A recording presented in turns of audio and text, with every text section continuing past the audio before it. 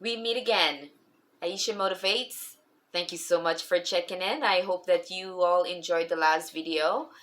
I did not want to miss out on connecting because tomorrow I might not be on, and perhaps Sunday. We will see. What I did promise and I will do is to increase my information going out to you, and I pray that it will all make a difference. Why? Well, because as I've been saying, it is also important to plan, because if you're going on a trip, you make a plan. You're getting married, you plan. You're planning on going away to university, you plan. Now, if you're looking to retire, or you know that perhaps your finances will not allow you to stay in your home as long as you wish, you gotta start putting in some plans. If you are seeking to continuing on being actively involved in life and connecting with people, you gotta start making some plans. And so today we're gonna talk about making friends in our later years. Sometimes it is difficult to connect with individuals in our later years, and in our later years we do struggle with the loss of friends, right? Whether it's through death or moving from one place to another. Sometimes individuals move to be closer to their children because they're planning and they know, or perhaps the children are the ones planning, because again, everyone knows that there'll come a day when you need more support. And so this is why we're here today. We're gonna just spend a few minutes talking about the importance of connecting, of seeking to build friendships in our later years. And I need to back up a little bit to say, do not wait until your later years. Same. We're not going to start planning until it's time to enter a retirement home or a nursing home. We need to start today. Again, what's that old adage that the teacher will arrive when the students are ready? And so, listen, my information is below. Transitional consultant, coach, I'm here for you. If you're looking to have me come out to your place of employment, organization, whatever it is, to do provide presentations, you need to connect with me. After 30 something years, believe you me, I will be able to get you on that right path. And sometimes just going over things with someone, having a listening ear. Many of us have no idea what the environment of a long-term care is like. Yes, we hear on the news all those things that people talk about that takes place within a long-term care home. Some will be true and others not, and you just have to find out for yourself. And listen, we are in the world, but the Bible says we are to be in the world, just not of the world. And so when you're in the world, all manner of things will happen, right? You're not protected. Even Jesus himself said that. So why do we think that because we are in a long-term care setting, or family members are in a long-term care setting, that we will be protected from all that takes place in the world? No. Individuals will get annoyed at one another. Staff will be reprimanded or fired, or whatnot, if they're coming into that space with their emotions not checked at the door, or lack of education on their part, because there's always training in long-term care homes, because we are aware of the liabilities and policies and all of these things in place. But going back to your creating friendships and having friends, you need to do that before you enter your retirement stage, because we need to invest. This is something we need to invest in. Now, it's not uh, impossible to create friendships when you are in that position. So I've seen individuals become friends within the long-term care, never knew each other, but now that they're there, they're able to form friendships. When you're sitting at a table with someone, breakfast, tea, and dinner, as we say in Guyana, uh, you're bound to form friendships. And even if your table mate is unable to communicate for one reason or another, which could be a possibility, they're still able to recognize you, know they're there, you're there, and you can always ask to be reallocated to a different table with someone who's more chatty because you want to form friendships, and maybe your table mate is unable to communicate with you. uh, so you've got that. And then most of us will not be able to have our own room, to have a private room, and that means you will be in a semi-private room or a basic room. Once again, you'll be sharing. Now, some people are a little bit grouchy, that's part of who we are. Some of us are more upbeat.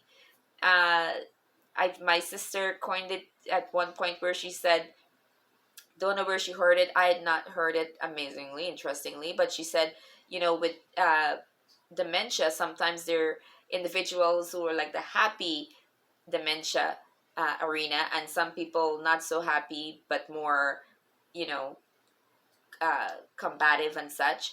And I've heard actually some children, daughters and sons saying, really, my mom is such and such and such. Wow, my mom wasn't that, like, because sometimes we become either nicer or not so nice uh, in those stages.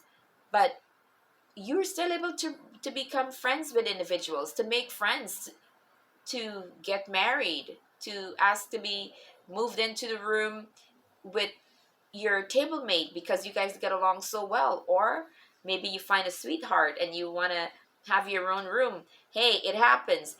And what we need to understand is, and I need to say this because as a Seventh-day Adventist Christian, as much as certain things might be enjoyable, moving in with someone young or old is not something that my, you know, church affiliation encourages.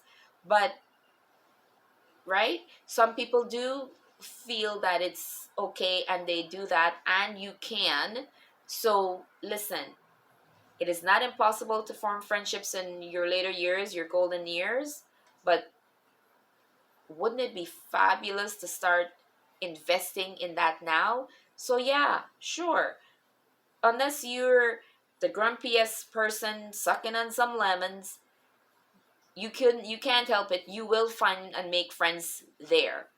But you could also have friends outside of that home who would be able to come and spend time with you and visit you and bring you your favorite dot dot dot and enrich your life within these homes even more.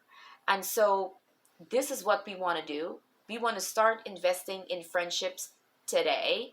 And since we would be in those settings, let's hope and pray that it's when we're at our later years. So, what does that mean then? Because if we're at that stage, some of our friends in our same age range might not, even if they're living on their own, they might not be able to come out and visit us, to get around as much. So, I encourage us to befriend the younger folks, a few years younger than ourselves, and even your children age, because the Bible talks about us being an example to our young ladies and the men, the gentlemen, and so on. We could sow into the lives of younger people, so much so that in our later years, they will still remember our kindness and want to be there for us, visit us, sit with us.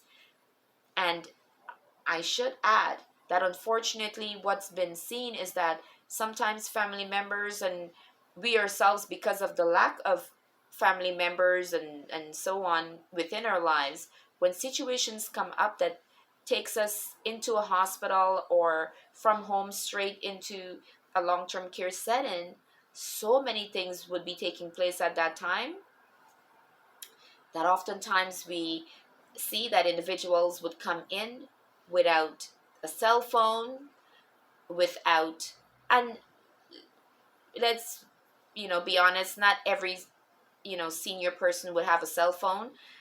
But today, for our generations, let's say going forward, most of us probably will have a cell phone, right?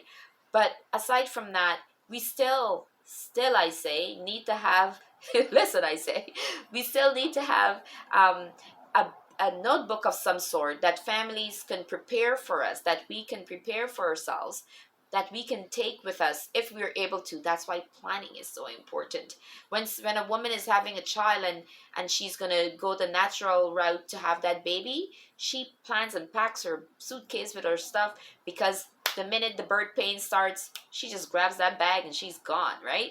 So we need to be able to have that address book ready with all of our contacts listings, so that when we're in these spaces, our family members can reach out and say, hey, mom, dad, my aunt uh, is in such and such a place, just to inform you in case you would love to keep in touch with her. You could even connect with your church group and or your loved one's church affiliation, so that they can come out and visit. This is all also important. Forming friendships in our later years, continuing to nurture those friends into our later years, but again, creating today, nurturing today, so that tomorrow those friends will be there. And again, I can't emphasize enough the younger friendships to be created and nurtured and invest in, so that those individuals would be the ones coming to see you. And sometimes it's so beautiful, because individuals would want to know, is that your sister? Is that her sister? Is that her child? But it's that person who we took an interest in when they were younger. It's that friendship where perhaps I once came across a lady who met another uh, woman roughly the same age.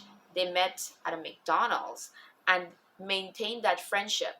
And when one of the ladies entered that long term care home,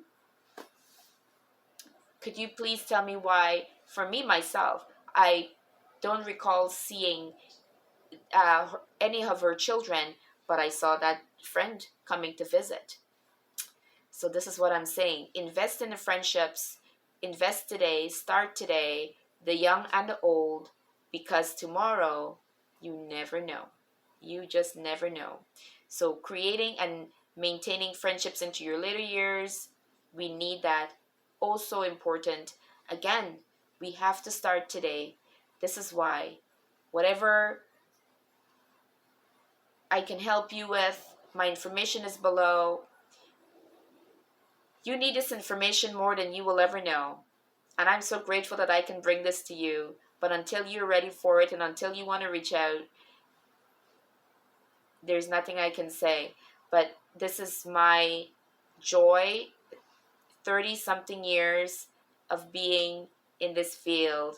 I know that I would be a wonderful sounding board for you or your loved ones.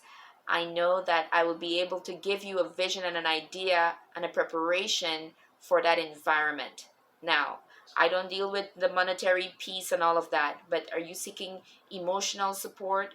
Are you seeking the planning stage of the socialization, and so that you can be well positioned when you go to that place? You'll be walking around like, hey, what's up? Hey, what's up? And they would say, oh, la la la la la, and you'd be like, oh yeah, I know all about that. Why? Because you've checked out this channel, because you've chatted with me, because I've been coaching you, consulting with you all. This is why I'm here, and I love what I do, and I'm so grateful that you're watching this right now. You need to share this information because it's also important.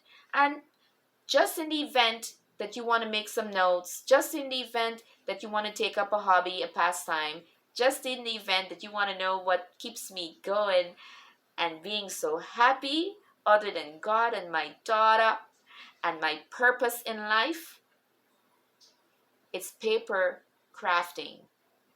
And I will put my information there, because you would want to go and check out the journals that I have. Because even if you don't want to write in the journals because they're so pretty, you just might want to check it out. Just saying, we all need to have a purpose, a reason to get up in the morning, and all of this information will get you there. Don't worry, be happy. All of the information and more. Check me out below. Take care. God bless. Take care.